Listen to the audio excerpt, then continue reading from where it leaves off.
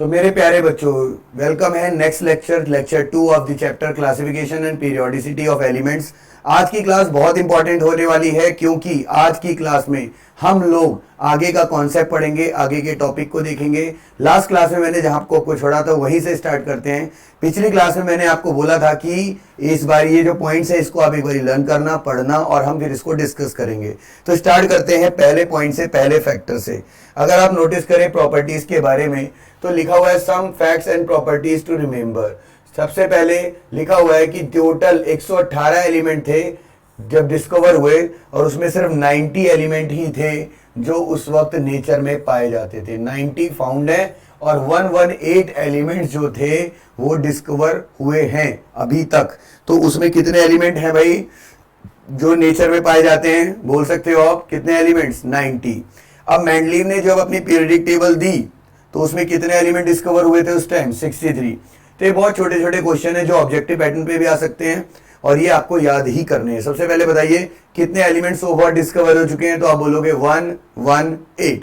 दूसरा आपसे बोला जाएगा कि जब मेंडलीव ने अपनी टेबल दी तो कितने एलिमेंट उस टाइम आ चुके थे? तो आप बोलोगे only 63 elements were discovered at that time जब मेंडलीव ने अपनी क्या बनाई थी? Periodic table. इसके बाद मेंडलीव लॉ जो आया था, ठीक है, पीरियोडिक लॉ। इसके बाद आ जाओ ड्यूरिंग मॉडर्न लॉ, जब मॉडर्न आया जो हेनरी मोजले ने दिया था तब कितने एलिमेंट डिस्कवर होते बच्चों? 107। फिर जीरो ग्रुप जो है वो कभी भी मेंडलीव की टेबल में वाज नॉट, मतलब नहीं था। और यूरेनियम एटॉमिक नंबर 92 के बाद के एलिमेंट जितने भी आज तक हैं वो सारे क्या हैं? Man made.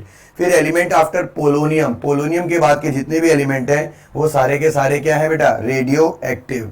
अब जो 18 ग्रुप है या जो जीरो ग्रुप है वो सारे क्या होते हैं? गैसेस। मतलब आपने सुना भी होगा कि 18 ग्रुप को आप नोबल गैसेस के नाम से जानते हो, है ना। आगे देखते हैं the elements between atomic number 104 to 118 are known as transactinides और सुपर हैवी एलिमेंट्स। ये आपके लिए जानना बहुत जरूरी है कि जो एलिमेंट हैं जिनका एटॉमिक नंबर 104 से लेकर के 118 के बीच में लाई करता है वो सारे के सारे एलिमेंट किस नाम से जाने जाते हैं?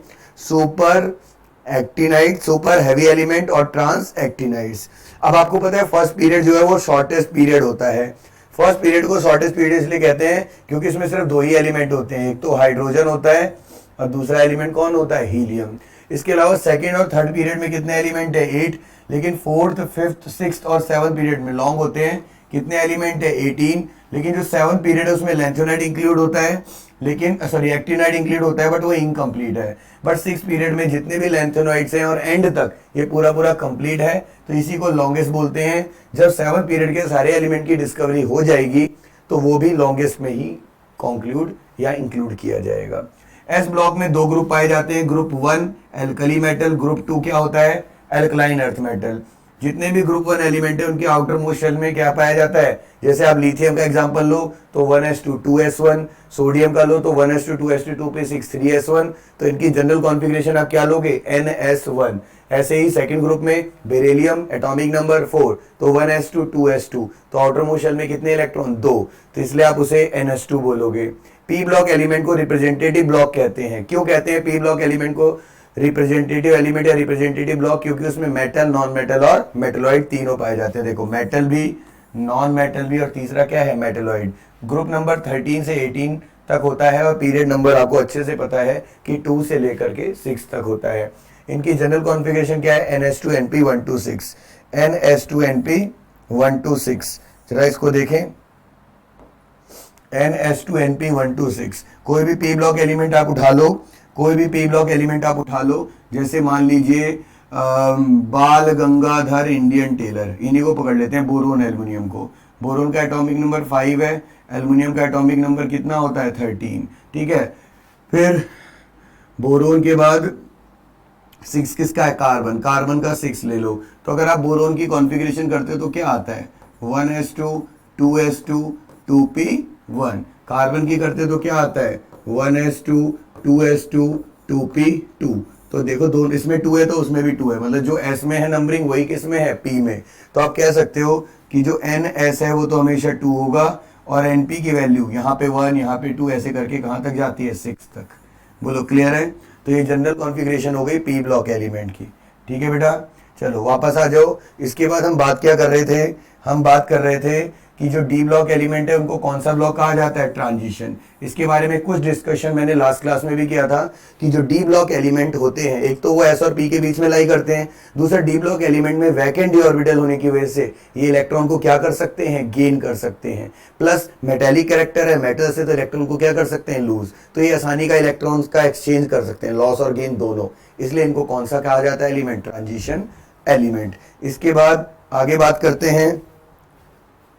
आगे की बात यह है कि जो एफ ब्लॉक एलिमेंट है वो क्या है, इनर ट्रांजिशन, क्योंकि ये डी ब्लॉक के अंदर से निकले होते हैं। इसमें जो आपका पीरियड कौन सा, देखो आपने खुद देखा, 6th पीरियड है, उससे क्या निकले होते हैं, लैंथेनॉइड्स, और 7th पीरियड से एक्टिनॉइड्स। तो ये इनकी जनरल कॉन्फ़िगरेशन है, 6s2 5d 0 to 1 और 4f 1 से 14। ऐसे इसमें एक एक बढ़ा दो, 7s2 6d 0 से 1 और 5f 1 से 14। तो अगर आपसे मैं कहूं कि भाई जनरल कॉन्फ़िगरेशन डी ब्लॉक की बताओ, तो बेटा डी ब्लॉक की जनरल कॉन्फ़िगरेशन आपको अगर बताने को कोई कहे तो आप क्या बोलोगे, जैसे डी ब्लॉक कह रहा हूं, सॉरी एफ ब्लॉक की, डी ब्लॉक की तो आपको क्लियर ही हो गई होगी ये। चलो डी ब्लॉक की भी बता दूं, मैं एक काम करता हूं, डी और एफ दोनों की जनरल कॉन्फ़िगरेशन आपको समझाता हूं, क्योंकि आगे ये काम आने वाली है। अगर हम बात करें डी ब्लॉक की, तो डी ब्लॉक में आपने नोटिस किया होगा आर्गन तो हम ले ही रहे थे, इसके बाद 4s2 3d1 3d2 ऐसे करके चल रहा था। तो इसकी जनरल कॉन्फ़िगरेशन क्या होती है, ns122, क्योंकि दो एक्सेप्शन होते हैं अपने पास, क्रोमियम और कॉपर, जिसमें पावर जो है वो 1 हो जाती है। इसके बाद अगर ये 4 है तो 3 क्या होगा, n-1, और जो d की पावर है वो 1 से लेके कहाँ तक होगी, 10 तक। तो ये इसका हो गया ns122 और n-1 d1 to 10। ऐसे ही अगर मैं बात करूं f ब्लॉक की, तो आपने अभी नोटिस किया कि f ब्लॉक में दो चीजें हैं, एक लैंथेनॉइड और एक क्या है, एक्टिनॉइड। तो एक लैंथेनॉइड है और एक क्या है बेटा, एक्टिनॉइड्स। तो लैंथेनॉइड में क्या था अभी, अब नोटिस करो, देखो क्या है लैंथेनॉइड में, क्या है 6s2 5d 0 to 1, इस तरीके से चल रहा है ना। तो अभी देखो मैं वही चीज लिख रहा हूं, 6s2 5d में या तो होगा ही नहीं, या तो 1 होगा, और 4f में 1 से क्या होगा, 14। वैसे एक्टिनॉइड में क्या होगा, 7s2 6d 0 to 1 और 5f 1 से लेके क्या होगा, 14।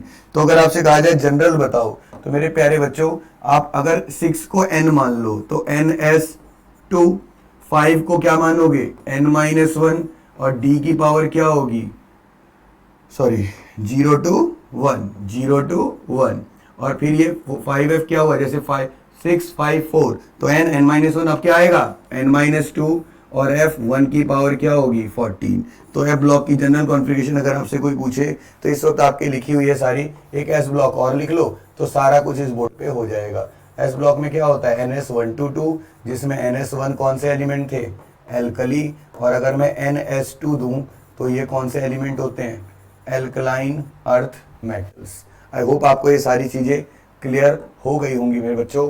तो ये एस ब्लॉक, ये आपका क्या हो गया, डी ब्लॉक, ये आपका क्या हो गया इस एग्जाम्पल से, पी ब्लॉक, और बाकी बचा हुआ आपका कौन सा हो गया, एफ ब्लॉक। तो इस तरह से आपको सारी जनरल कॉन्फ़िगरेशन याद हो गई। क्या मैं इस बात को मान लूँ कि आपको याद हो गई, एस ब्लॉक की ns122, पी ब्लॉक की ns2 np 1 to 6, D block की ns122 यही कहीं होगा, और n-1 d 1 to 10, F block की ns2 n-1 d 0 to 1 और n-2 f कहाँ से है, 1 से लेके 14। ठीक है, तो इसको आप अच्छे से लर्न करें और वापस उस फैक्ट पे चलते हैं जो हम पढ़ रहे थे। अगर हम वापस उस फैक्ट पे आए और इसको देखें तो बच्चों आगे देखें तो एलिमेंट लिखा हुआ है टिपिकल एलिमेंट। कौन होते हैं टिपिकल एलिमेंट, तो ऐसे एलिमेंट जिनका पीरियड कौन सा है, थर्ड। तो थर्ड पीरियड के एलिमेंट को आप टिपिकल एलिमेंट कहते हो, जैसे कि sodium, magnesium, aluminium, silicon, phosphorus, sulphur और क्लोरीन। फिर आते हैं ब्रिज एलिमेंट, थर्ड पीरियड के एलिमेंट, क्योंकि उनकी प्रॉपर्टी थर्ड और फोर्थ दोनों के बीच में लाई करती है। जैसे मैग्नीशियम, इसकी प्रॉपर्टी कैल्शियम और जिंक के बीच में लाई करती है, तो इसको क्या बोला गया, ब्रिज एलिमेंट। ब्रिज एलिमेंट ज्यादा जस्टिफाइड नहीं है, इसलिए थोड़ा इसका ध्यान रखना। अब आता है nomenclature of element with atomic number greater than 100। तो हम थोड़ा सा इसको समझते हैं और आज की क्लास को आगे बढ़ाते हैं। क्या है हेडिंग, क्या है, nomenclature of the elements with z greater than 100। तो हम बात कर रहे हैं कि अगर किसी एलिमेंट का एटॉमिक नंबर 100 से ज़्यादा हो तो हम उसका कैसे नॉमेनक्लेचर करें। तो बच्चों स्टार्टिंग हम यहाँ पे करते हैं कि यहाँ पर हम नंबर देखते हैं। सबसे पहले 1 2 3 4 5 6 7 8 और लास्ट में क्या लेंगे 9। अगर मैं बोलूँ 1 को क्या कहना है तो आप याद कर लीजिए 1 जब भी दिखेगा, इवन एक काम करते हैं यहाँ पे 0 भी ले लेते हैं स्टार्टिंग से ही, ठीक है।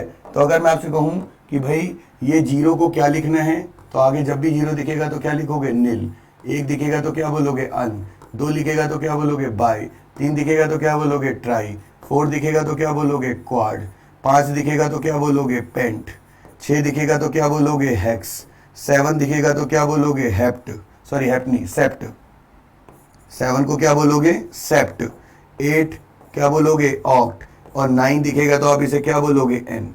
तो आपको यहाँ से बात समझ में आ रही होगी। तो आपको करना कैसे है, अब आपको क्वेश्चन आता है जैसे 107 और आपसे कहता है इसका नाम और इसका सिंबल लिख के दिखाओ। तो बच्चों 107 में 1 तो क्या हो गया आपका अन, 0 क्या हो गया नील, 7 क्या हो गया सेप्ट और लास्ट में हमें सबके क्या लगाना है IUM। बट याद रखना आपके एग्जाम में अगर ये पूछा गया है कि राइट दी सिंबल तो अनिल सेप्टियम तो नाम है, इसका सिंबल आपको क्या लिखना है UNS। ऐसे ही मान लीजिए कोई एलिमेंट है जिसका एटॉमिक नंबर आपको 113 दिया हुआ है और कहता है इसका नाम लिखो। तो इसका नाम लिखते वक्त आप 1 को क्या लिखोगे अन, दोबारा क्या लिखोगे अन, 3 को क्या लिखोगे ट्राई और फिर इसको क्या कर दोगे यम, ठीक है। तो इसका सिंबल क्या हो गया UUT। आई गेस आपको ये समझ में आ रहा होगा। फिर हम एलिमेंट की बात करते हैं अगले एलिमेंट में मान लीजिए 104 ले लीजिए, ठीक है, और इसका नाम लिखने को कहता है। क्या करोगे 1 को क्या लिखोगे अन, 0 को क्या लिखोगे नील, 4 को क्या लिखोगे क्वाड और लास्ट में क्या लगा दोगे EM। तो UNQ। बोलो क्लियर है। आई होप आपको ये समझ में आ रहा होगा। प्रैक्टिस के लिए मैं 2-3 आपको दे देता हूँ और आप उसमें अपने एंड पर इसे कर लेना। 106 114 108 118 इसको करना है। मैं डायरेक्ट सिंबल लिख रहा हूँ, आप एक बारी पॉज लेके कर लेना, इसको साइड में हो रहा हूँ मैं, ठीक है, 2 मिनट ले लो। अभी तक क्लियर चल रहा है, यस और नो। चलिए तो एक को हमने क्या बोलना है अन, फिर नील और फिर हेक्स, अन अन क्वाडियम, अन नील ऑक्टियम, अन अन ऑक्टियम। तो आप बड़े आराम से इसको सॉल्व कर लेंगे, मुझे ट्रस्ट है आप पे, और ये टॉपिक हमारा यहाँ पे क्लियर हो जाता है। ठीक है बच्चों, कुछ रीजंस की वजह से आज मैं ज़्यादा बड़ी क्लास नहीं ले पाया, बट हमें आपको साथ जुड़ना था, कनेक्ट होना था, इसलिए आज की क्लास की गई। नेक्स्ट क्लास परसों ली जाएगी और हम उसमें आगे का टॉपिक पढ़ेंगे पूरा डिटेल में और टाइम से, बिल्कुल ठीक है। Thank you so much.